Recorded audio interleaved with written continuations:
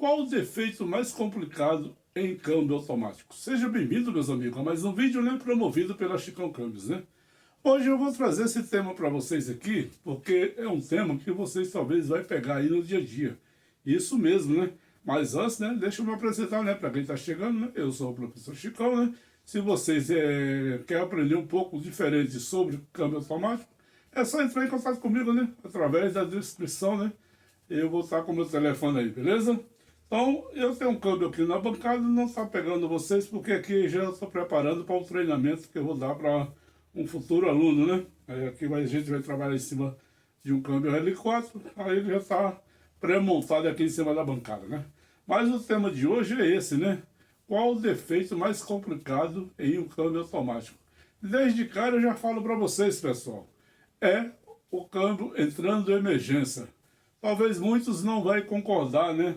Mas eu falo para vocês, pessoal, que sim, é o câmbio entrando em emergência. Por quê? Vou passar uma situação para vocês aí, em que um amigo meu, no momento, está passando, né? Ele pegou aí um Vectra, um retorno de trabalho, né? Esse carro ficou aí mais ou menos 30 dias funcionando perfeito, após uma revisão e tal. E do nada o carro perdeu completamente a tração, né? Seja para frente, seja para trás.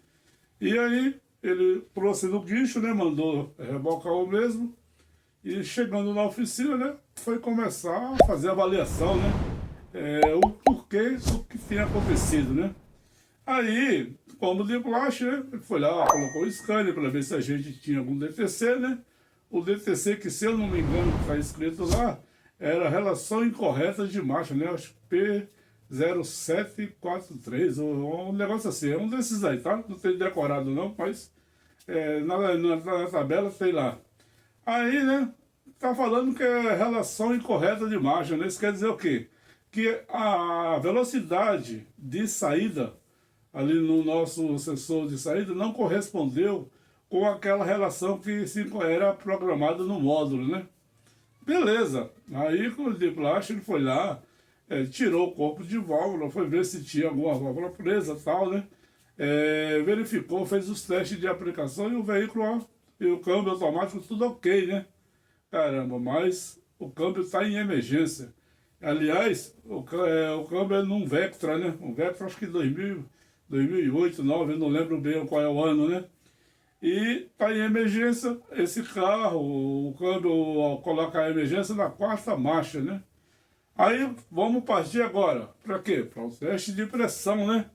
Vamos ver como é que é o teste de pressão, mas antes disso ele fez, como estava acusando, acusando solenoide de ar, né? Tinha um outro DTC, se eu não me engano, P0700 parece, que se refere à solenoide de pressão, né? Principal, módulo ou a própria transmissão em geral, né? E aí ele testou todos os solenoides, testou o solenoide, colocou para bater, testou resistência, testou chicote, tudo, né? Até chegando no módulo, mas nada de anormal, né? Então, falou agora, falei, vamos partir para o teste de pressão, né? Vamos ver como é que está a pressão do sistema, né? Aí ele colocou o manômetro. Talvez eu vou colocar para vocês aí no decorrer do vídeo como é que estavam as pressões, né? Pessoal, é por isso que eu falo para vocês que o câmbio em emergência é um dos piores defeitos e mais complicado, porque se vocês pegar um caso desse, eu garanto para vocês, vocês vão ter muita dor de cabeça, vai dar um pouco de trabalho, o cliente vai ficar perturbando você, porque ele acha que tem que ser para ontem, e é um tipo de defeito que vai exigir muito raciocínio, muito conhecimento, né? E jogo de cintura, para você descobrir onde é que está a falha. Vamos lá? Vou explicar para vocês mais ou menos como é que está, o que é que está apresentando lá na pressão. Normalmente, quando a gente temos ali qualquer veículo, a maioria trabalha ali em marcha lenta, trabalha entre 55 a 65 PSI, né? Em drive. Quando a gente coloca em ré, aumenta um pouquinho, mas pouca coisa, 10%. Aí, beleza, né? Essa é uma pressão padrão para a maioria das transmissões, né? Só que nesse exemplo aí, para vocês terem uma ideia, quando o veículo só está em neutro, a pressão já está 170 PSI. Aí foi feito o teste de colocar para ré, para ver como é que se estava essa pressão. Colocou na ré 170, 180 PSI.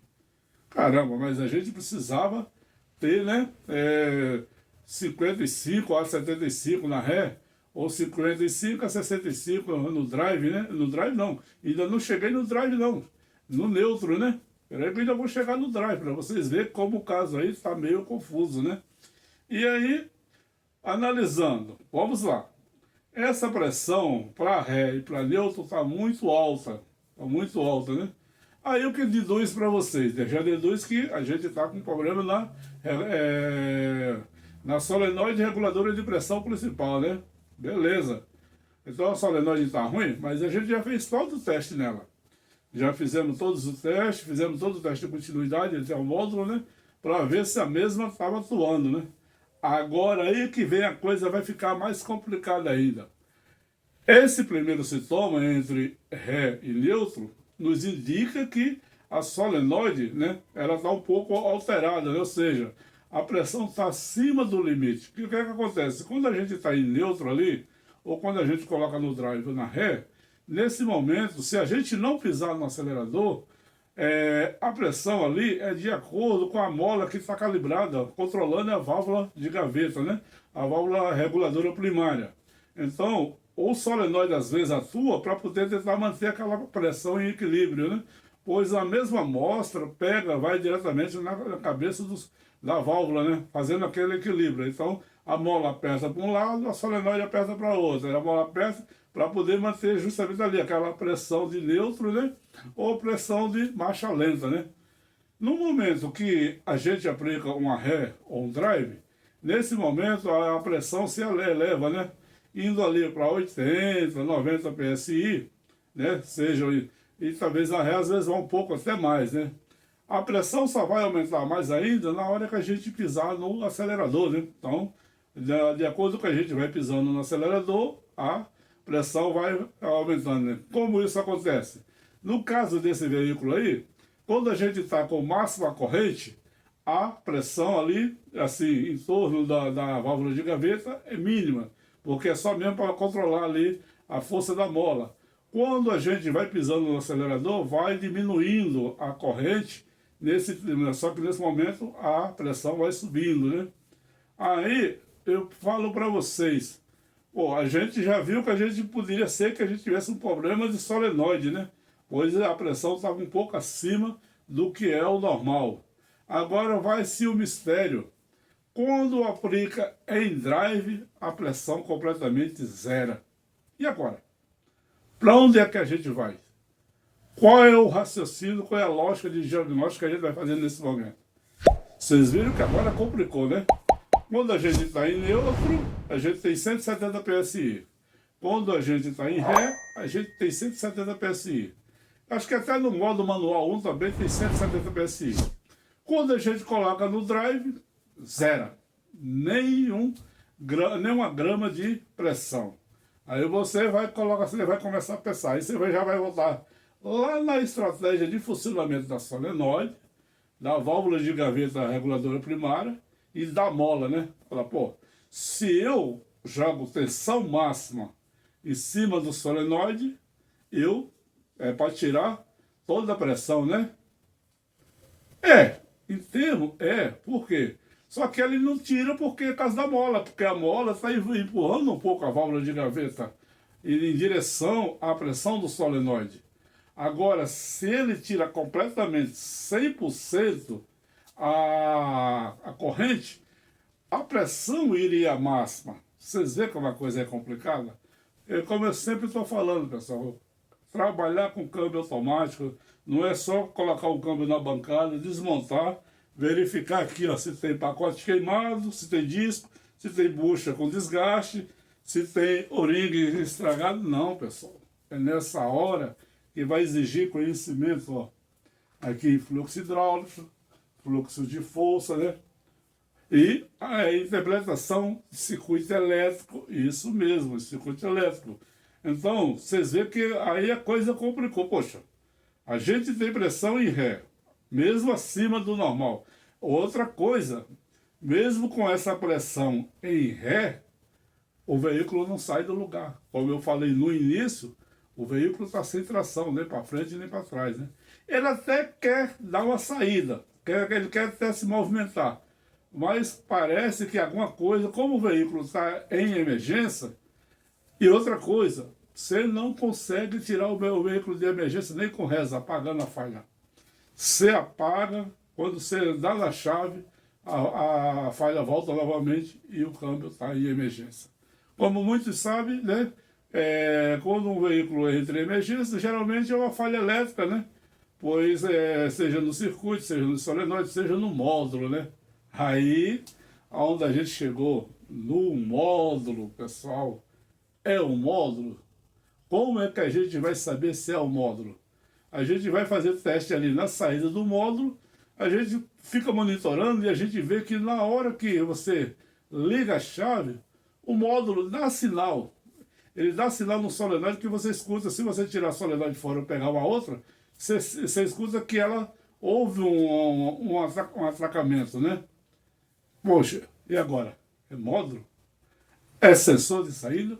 É sensor de entrada? É algum outro solenoide? É chicote? Pessoal, falo para vocês, é complicado. Aí vem-se uma solução, muitas vezes, quando é uma oficina de muito fluxo de trabalho de câmbio automático, geralmente a gente temos algumas peças em reserva, né? O exemplo aí é o nosso módulo, né? A gente pegar o módulo para fazer o teste para ver se realmente é módulo. Porque esses módulos são caros, pessoal, e a gente simplesmente não pode sair pedindo, vai pedir para o cliente, olha, compra um módulo que ele pode estar apresentando. Não. Primeiro a gente tem que fazer um caminhão de teste para ver se realmente condena o módulo.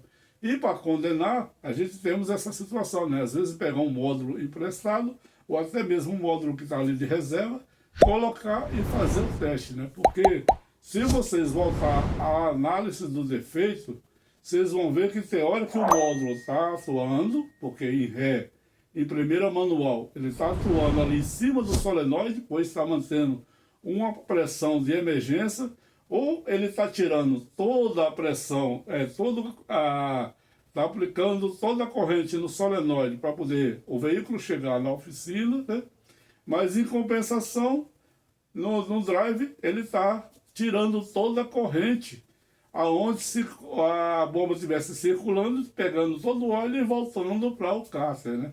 Então vocês viram como é complicado a situação em pegar uma falha dessa.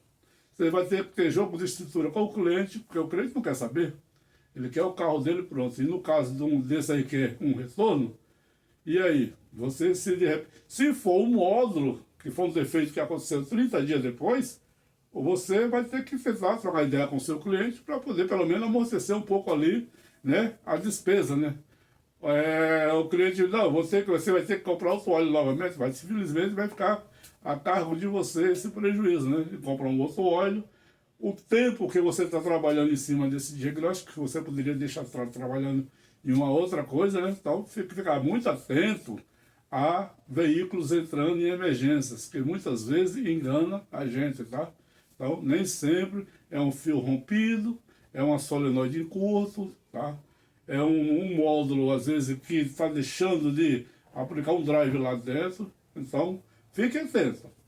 Estude bem e tente entender a estratégia de um câmbio automático, como é que ela funciona. Estude seu sistema elétrico, que você precisa estudar. Não é só estudar isso aqui, não. Fluxo hidráulico também, fluxo de força não. Você precisa entender também o sistema elétrico do veículo. Toda a estratégia de funcionamento, todo o chicote ali, para você ver como é que vai fazer teste de continuidade, como é que vai fazer a atuação do solenoide, né? Ver se às vezes se não é um sensor de temperatura que está fazendo isso. Se não é algum componente do próprio motor que está fazendo com que essa falha aconteça, porque a gente pode estar com problema no sistema de carga do veículo, a gente pode estar com problema no sistema de aterramento do veículo, né? Pode estar com problema em um sistema de carroceria.